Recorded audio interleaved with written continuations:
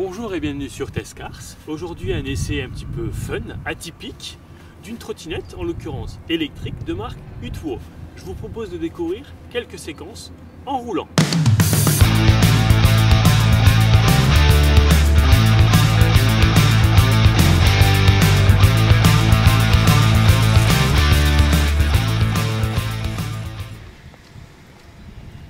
Un petit peu de sérieux désormais.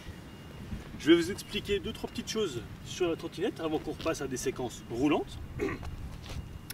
Au niveau du poids, on est à peine à plus de 10 kg, donc ça va, correct.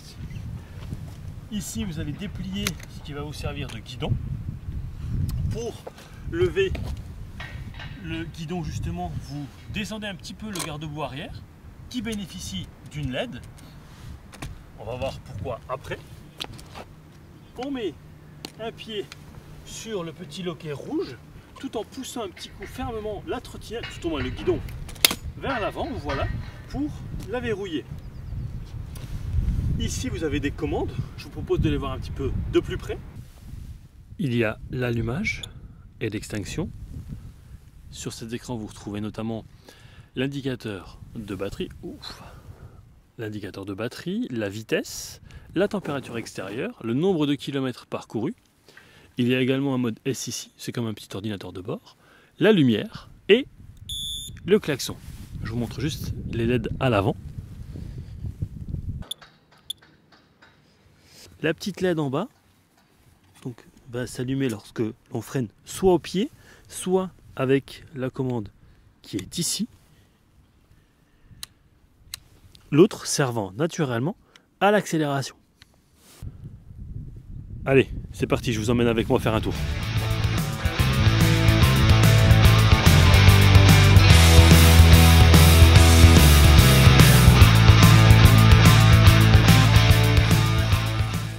Je vous ai dit qu'il y avait 3 modèles, l'Eco, la Master et la Booster. C'est d'ailleurs celle que je suis en train d'essayer. Les différences, c'est notamment au niveau de l'autonomie, entre 30 et 40 km. La puissance, entre 350 et 500 watts, ce qui va faire la différence surtout lorsque l'on monte des côtes. Le temps de recharge est compris entre 2 et 3 heures, donc ça c'est vraiment pas mal. Imaginez que vous alliez chercher, allez peut-être pas le pain, mais que vous alliez au bureau le matin, vous avez largement le temps de la recharger tout au long de votre journée de travail. Ensuite la vitesse, entre 27 et 32 km/h, c'est pas une énorme différence, mais c'est là quand même. Dernière différence, le prix, entre 799 € pour la version Eco à 999 pour la version Booster.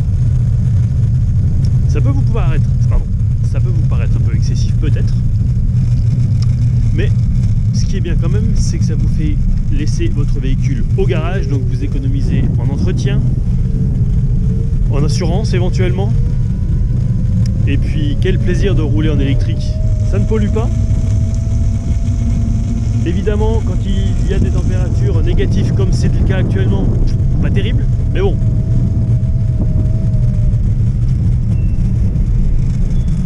C'est quand même sympathique. Allez, vitesse max, 32 km/h. Ça défile, hein. Et le freinage est efficace. Wow.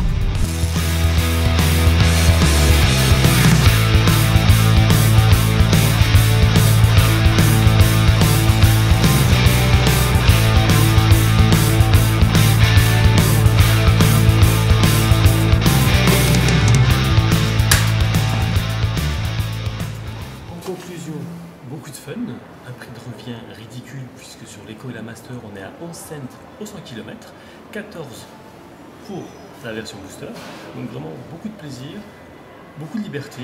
C'est une alternative concrète à ceux qui vont prendre par exemple le matin le train, vu l'autonomie de la machine. Je tiens à remercier chaleureusement le magasin Electricity situé à Belleval qui a accepté de jouer le jeu. Quant à nous, on se retrouve très vite pour un prochain essai. À bientôt.